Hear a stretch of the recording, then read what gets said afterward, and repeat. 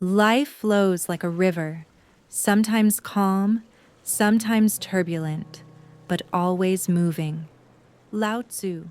In the ancient village of Hangzhou lived Wei, a middle-aged farmer whose heart was burdened by a constant struggle against life's whims. He spent his days tending to his small farm, surrounded by golden rice fields and mist-covered mountains.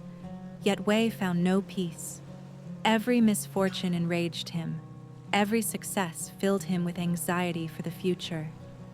When his beloved horse ran away, he shouted at the sky, "Why does everything go wrong for me?" His voice thick with frustration and despair. The neighbors tried to console him, but he pushed them away with a dark glare. To Wei, life seemed an endless series of cruel blows. Days later, the horse returned, bringing 3 wild horses with it. The neighbors rushed to Wei, exclaiming, "What incredible luck!" But Wei only muttered, his expression weary and blank.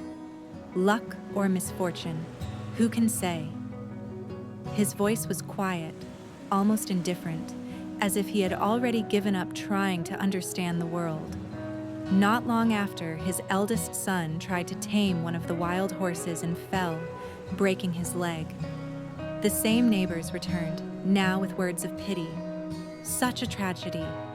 Wei replied with a deep sigh and a tone of resignation. Luck or misfortune, who knows? His eyes now held something different.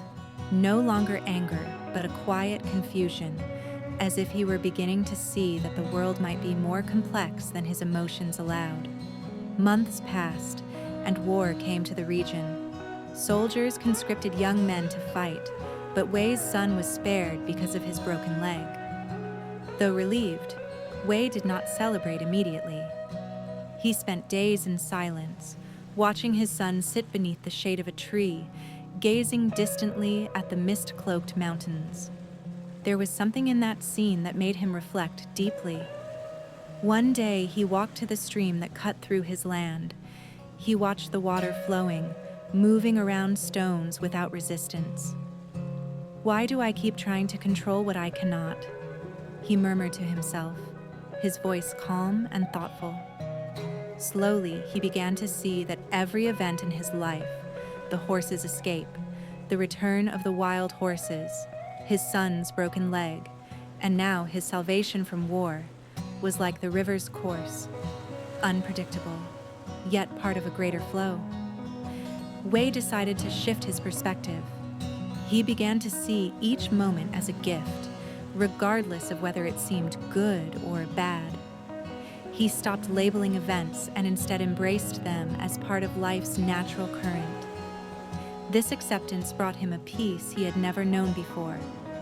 Years later, Wei grew old, and his son matured into a man as wise as his father.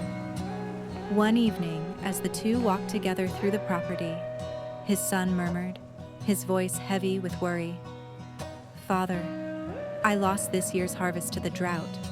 It feels like everything is falling apart." Wei stopped, placed a hand on his son's shoulder, and pointed to the stream still running through the land. "Look at this river," he said, his voice gentle and wise. "It does not worry about where it's going. It simply flows. Sometimes it encounters stones in its path, but it moves forward without fighting them. Just as we should do." The son fell silent, absorbing the words. Wei continued, "Life is made of moments we cannot control, but we can choose how to navigate them.